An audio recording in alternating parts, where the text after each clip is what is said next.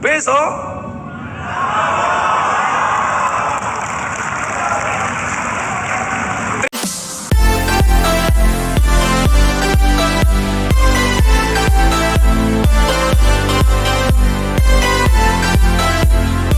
Prabowo Subianto datang untuk Indonesia dengan membawa cinta.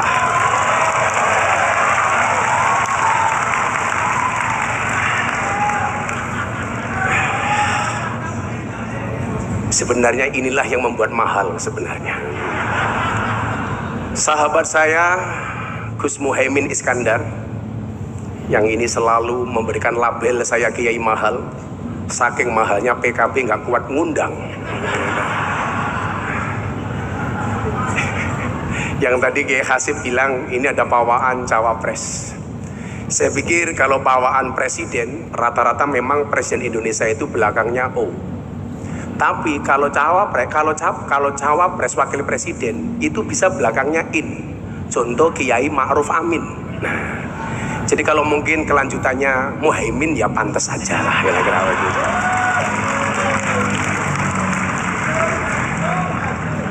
Itu tergantung bagaimana beliau kuat ngendorse saya apa enggak kira-kira begitu. Bapak Ibu yang saya muliakan dan para santri tentunya yang saya banggakan. Saya mohon maaf Bu, saya pakai jas karena sejatinya saya masih sakit. Dari kemarin saya ngawal Pak Prabowo sowan Habib Lutfi, badan saya sudah nggak terlalu enak. Tapi pengen satu hal saya sampaikan kepada para santri, wa mal ladzatu illa ba'da ta'bi. Tidak ada kelezatan kecuali setelah bersusah payah. Maka rasa sakit yang saya rasa insya Allah kalah dengan rasa cinta yang ada di dalam hati saya. Apalagi kalau yang dawuh Kiai Hasib untuk santri tambah beras. Saya selalu bilang cinta Gus Miftah kepada santri tambah beras seperti air kencing di dalam kolam renang. Maksudnya apa? Wujudnya tidak nampak tapi hangatnya bisa dirasakan. Bapak Ibu yang saya muliakan, ada Rum adalah mbah saya, kemudian punya adik namanya Hasan Besari. Mbah Hasan Besari itu punya murid namanya Ronggo Warsito. Ronggo Warsito. Satu saat Ronggo Warsito pernah menuliskan, kalau Ronggo Warsito itu jangan dibilang ramalan, karena beliau adalah seorang santri. Nama aslinya adalah Bagus Burhan.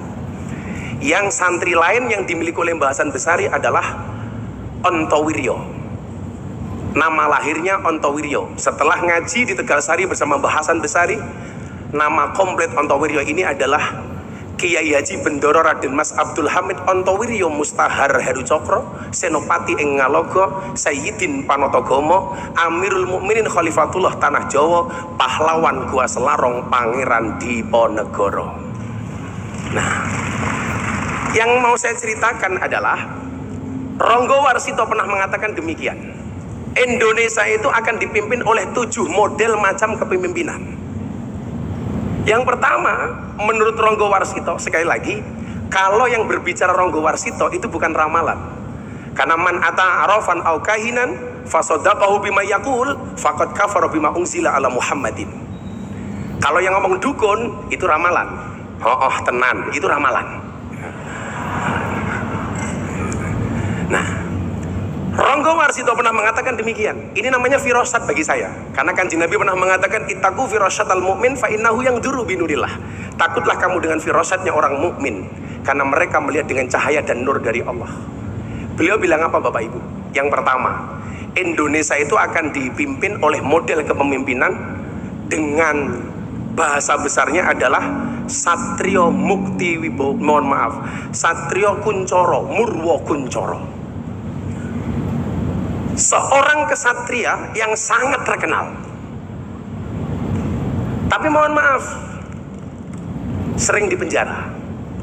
Kalau kita ngomong ini dengan gampangnya kita bisa menyebut nama Pak Soekarno.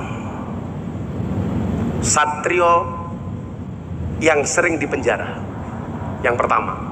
Kemudian yang kedua adalah Ronggo Warsito menyebutkan Satrio Mukti Wibowo, kesandung kesampar. Seorang kesatria yang sakti, dia berwibawa, tapi akhirnya jatuh oleh rakyat. Orang langsung menganggap ini Pak Soeharto. Jadi kok saya mikir, Kok presiden Indonesia itu belakangnya O, depannya Su. Saya berpikir, saya lebih suka manggil Pak Prabowo ini bukan Prabowo, tapi Subianto.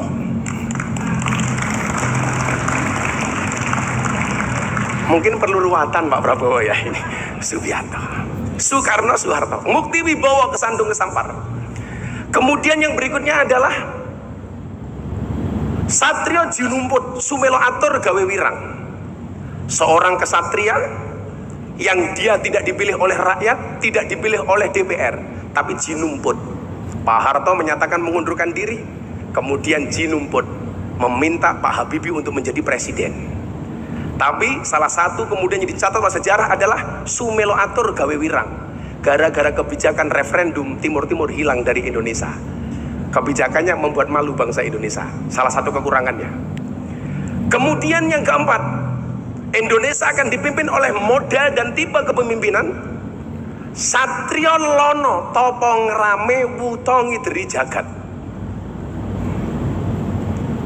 Satrio Lono, seorang kesatria yang sering berkelana keliling dunia jadi presiden untuk meyakinkan eksistensi bangsa Indonesia. Kalau kita ngomong itu masih belum paham, tapi begitu Wutongi Deri Jagat, orang yang tidak bisa melihat tapi bisa keliling dunia, kita langsung teringat dengan nama almarhum Kiai Haji Abdurrahman Wahid alias Gus Dur.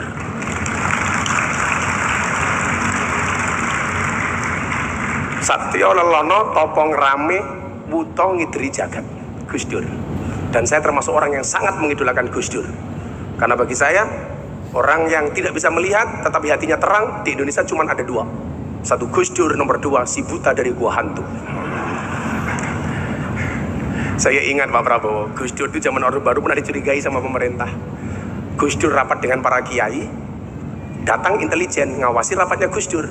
Gus Dur bilang sama kiai, para kiai mulai sekarang takallum bil lughatil arabiyah, kita bercakap-cakap pakai bahasa Arab. Intelnya pulang Pak, ditanya sama komandannya, Intel apa tadi hasil rapatnya Gus Dur dan para kiai? Intelnya jawab, aman komandan, Gus Dur dan para kiai hanya saling mendoakan. Gus Dur dilawan itu. Kemudian yang kelima, tipologi pemimpin Indonesia adalah Satrio Piningit Hamung Tuh, seorang kesatria Piningit yang dia mendapatkan nama besar karena bapaknya orang besar. Maka kita mengenal dengan nama Megawati Soekarno Putri.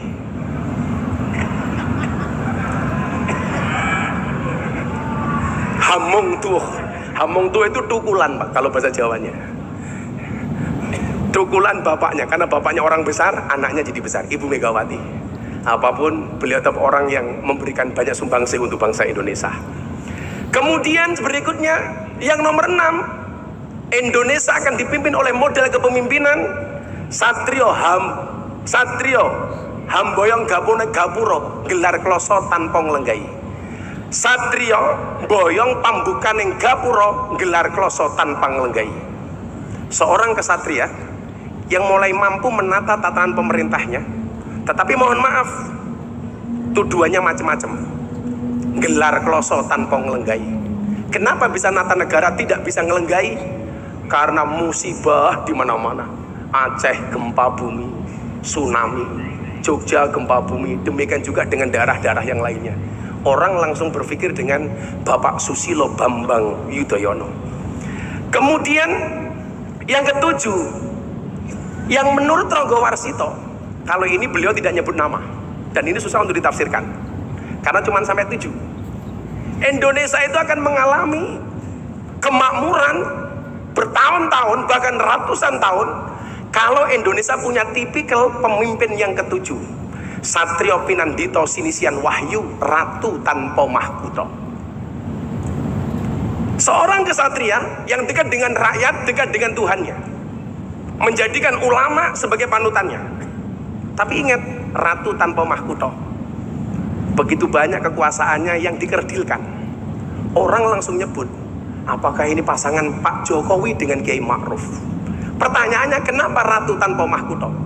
Gara-gara embel-embel petugas partai seolah-olah berkuasa tapi tidak punya mahkota.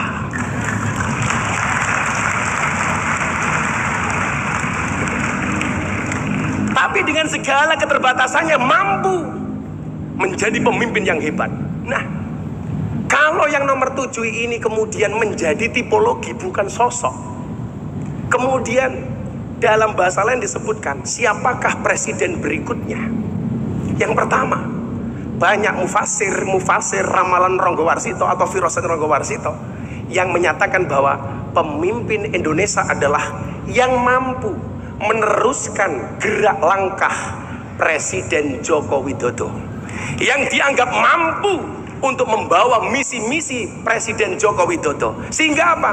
Program-program Pak Joko Widodo tidak akan hilang. Nah, pertanyaannya itu siapa? Tapi kalau menurut Jongko Joyoboyo, Presiden Indonesia itu rata-rata belakangnya O.